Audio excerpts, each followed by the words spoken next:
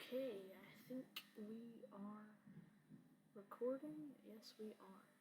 Alright, so today I am going to cover the potential severe weather outbreak for the Midwest, the Chicago metro area.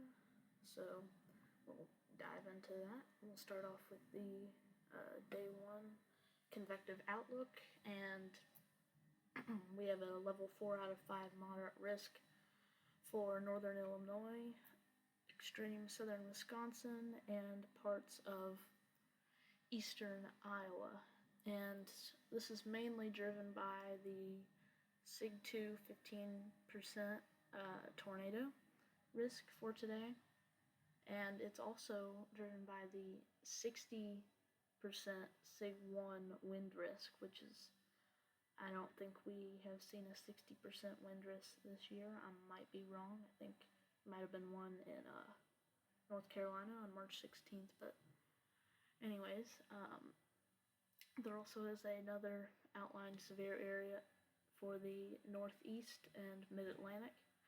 That is mainly just wind risk. We have a small 30% wind risk that goes from northern Virginia to central and northern New Jersey. So let's go and look at what is actively happening right now on the radar. And we have a decaying MCS just pushing through the region.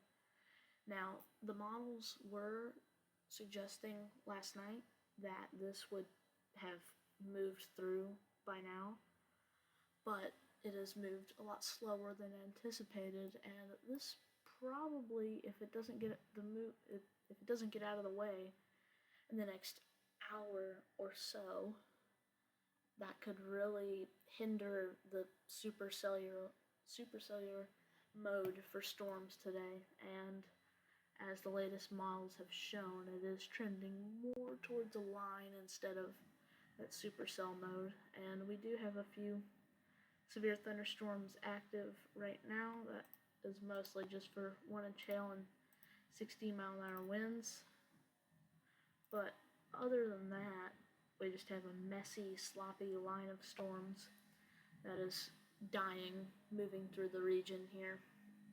So that will definitely play a role in how strong these storms will get today, because that obviously affects the Cape, because it's just the rain, cooled air is hindering the ability for that storm fuel to really get going later in the day. We can already see some of these storms trying to pop up here on the tail end, and we can see what that will look like in a few hours. But take it over to radar. It looks like the 16Z is just now coming in for the HRRR. So let's take a look at what this could look like. So within the next hour or so, the MCS should be,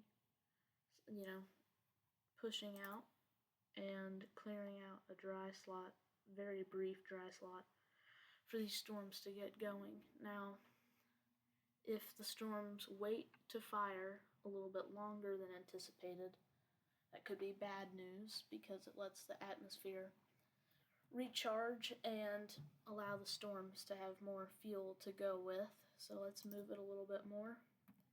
And as you can see, more storms are starting to mature and fire. Let's grab a sounding from this storm. Let's see as it loads, and you can see that the Cape is, let me try to find it. It was a little bit lower than what we saw last night, and that was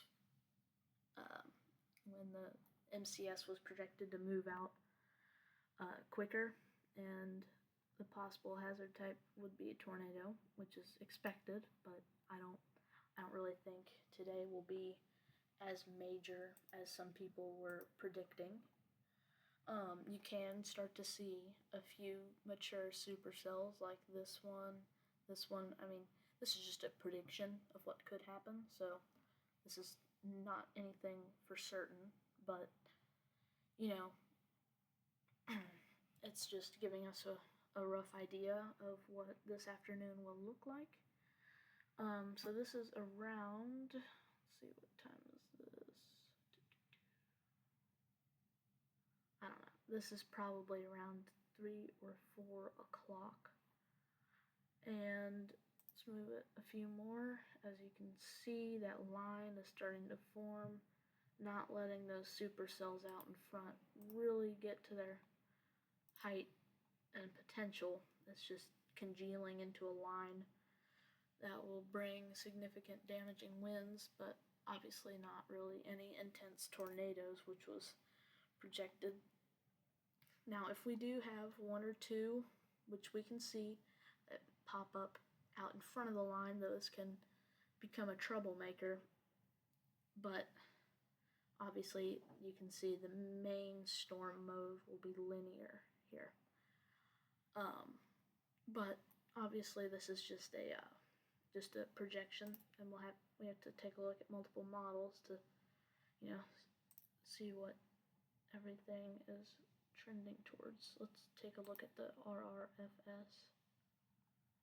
And I don't really like this model because it really over-convects like a ton. So as you can see here, it really just,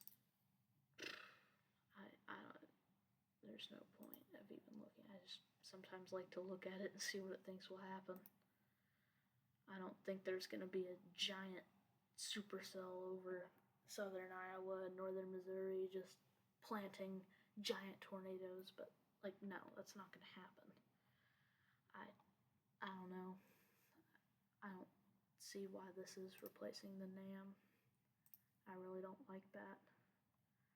Obviously, you can see the NAM here has a much more modest approach to things, and let's move this along a little bit so we see what happens. This really takes it into a line. Really is just no supercells at all, just a line. Do I think this could happen? It's possible, but do I think there's going to be giant supercells like the RRFS says? Probably not, but it's just, a good idea to take a look at all the models and see what they're saying, but, sometimes the NAM underconvects as well. Clicking on these soundings. But let's take a look at other components. It's not just the radar. Let's take a look at other components. Let's take a look at the CAPE for today. And as you can see, there are, there's a ton of CAPE available for these storms. It's just whether if they take advantage of it or not. The HRRR seems to think that there's going to be a little bit less CAPE, but still 3,600 joules per kilogram is still plenty enough for storms. Let's push it a little bit more into the afternoon and evening. Yeah, around 4,000 joules per kilogram. I mean, that's definitely enough for supercells, but we just don't know if it's going to be really a line or more of supercellular mode of storms. So let's take a look at the bulk shear.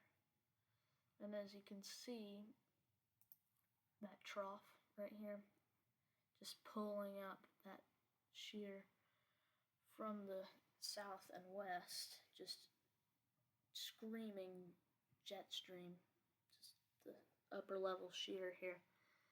And that will promote spin, but again, that just depends if it's more of a line or just more of cells.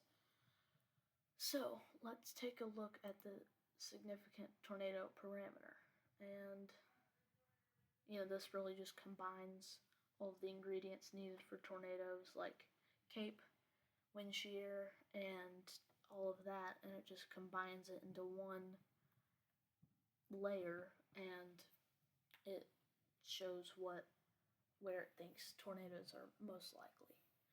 And this one has the bullseye right in northwestern Illinois and far eastern Iowa. That's where it thinks the bullseye will be.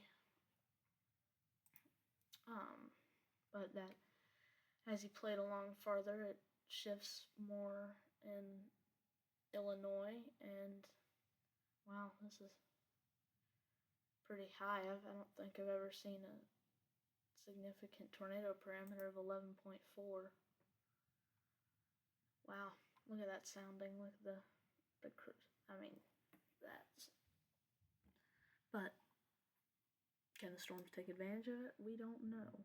That's exactly why you can't always just look at the significant tornado parameter and say, oh, this is going to be worse than a super outbreak. You can't do that because you never really know if these storms are going to take advantage of it or not. But I mean, you just have to wait and see and just be prepared anyways, because air is one of the highest risks that we've seen all year here in northern Illinois mainly, and that does include the Chicago area, which obviously is going to affect a lot of people if we get a strong storm that rolls in there. So, you just have to take precautions and, just whenever you get that warning, just go inside. Tornado, go to the lowest floor. Severe thunderstorm, just interior room.